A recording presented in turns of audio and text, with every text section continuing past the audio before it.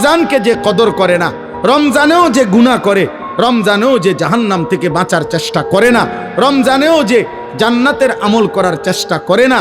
ভাই আমার, ছেলেরা আমার, বাবা আমার, পর্দার আড়ালের মা বোন আমার, সবাইকে এই শেষ কথা বলি। আল্লাহ রসুল বলছে, জিব্রাইল আইসা রমজানের শেষ দিন নবীজিকে আইসা বলে গেছে, ইয়া রসুল আল্লাহ, এত বড় রমজান পেল, ইফতার, সাহারি, তারাবি, এতেকাফ, শবে কদর, প্রতি ঘন্টা মিনিটে এত মাফ নেওয়ার সুযোগ থাকার পরেও যেই নাফরমান জাহান্নাম থেকে বাঁচার চেষ্টা করে নাই, গুনাহ থেকে আল্লাহর কাছে মাফ নেয় নাই, জান্নাতের